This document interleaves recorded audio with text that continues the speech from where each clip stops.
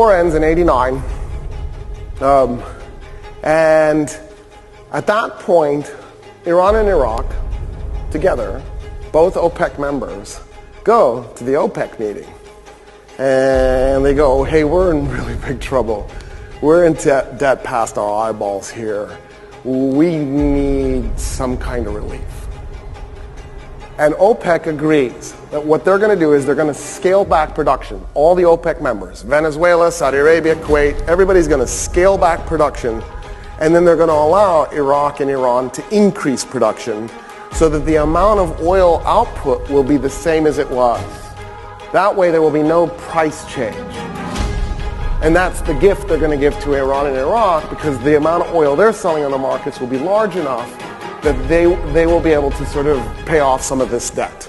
Iraq notices something really weird. Iran does too, everybody does.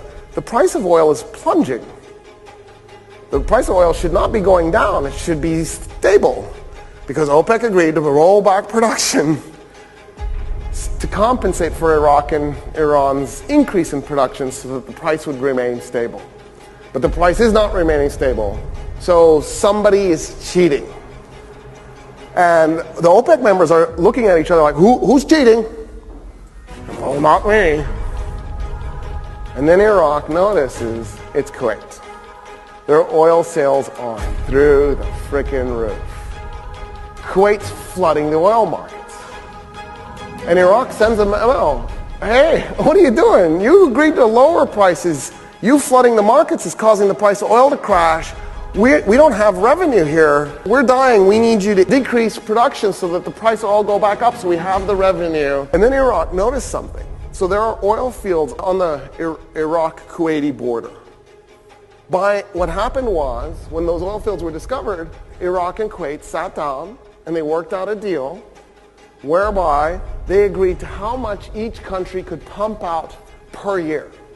So, right, because there's no way to split the oil 50-50 by any other method than, okay, you get this many barrels per year, we get this many barrels per year, and you just pump it out of the ground at that rate. So that's what they do.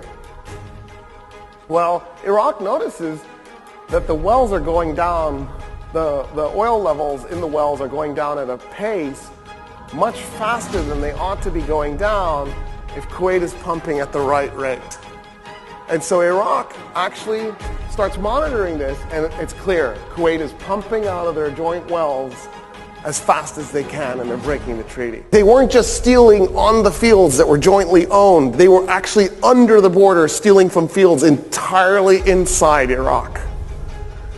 So the Iraqis go, here's the evidence that Kuwait's stealing from us. They go to the Kuwaitis, they go, you gotta stop. Stop right now. And the Kuwaitis ignore the Iraqis. The Iraqis go, and they tell the UN, what do we do? I don't know what to do. They're stealing our oil, and then they're using our oil to flood the markets, crashing the prices. This feels like an act of war, because this is deliberately undermining our ability to recover from the Iran-Iraq war. And they won't respond to us. We keep telling them to stop. They won't respond. And the UN, of course, the General Assembly doesn't have any power, so there's nothing to gain out of that. The only way you get anything done is through the Security Council. So Iraq asks for a UN team to come investigate those joint wells to determine whether or not Kuwait is in fact stealing the oil. They know the answer, they just need an unbiased third-party investigation. The third-party investigation concludes that Kuwait was in fact stealing the oil from the joint fields, but that Kuwait in fact was doing something else.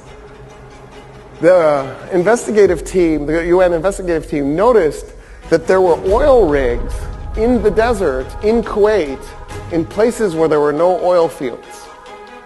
But what they noticed was that nearby, across the border in Iraq, there were oil fields. And so they began monitoring, and they found out that Kuwait was slant drilling underneath the border right into Iraq. So Saddam Hussein asks Ambassador April Glaspie for a meeting, the U.S. ambassador. Ambassador Glaspie shows up, she sits down. There's actually a recording of this. It's really, really grainy. It's terrible quality. And you can hardly tell what's going on, and you can hardly tell what's being said, but there's a transcript of what was said.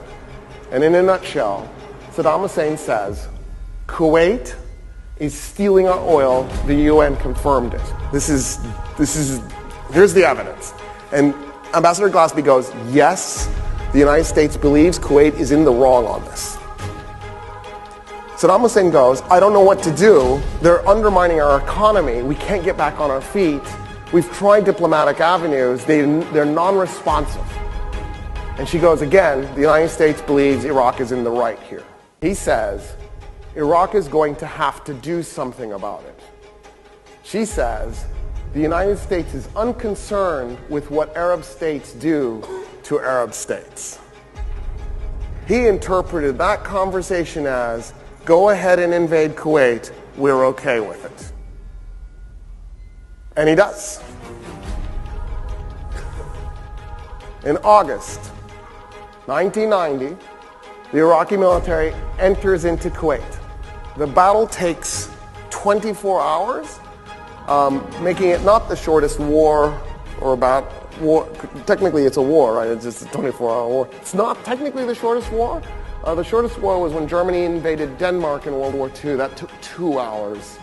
And the casualties were even lower than the Iraqi invasion of Kuwait. One guy died and an armored car was destroyed in the Denmark event.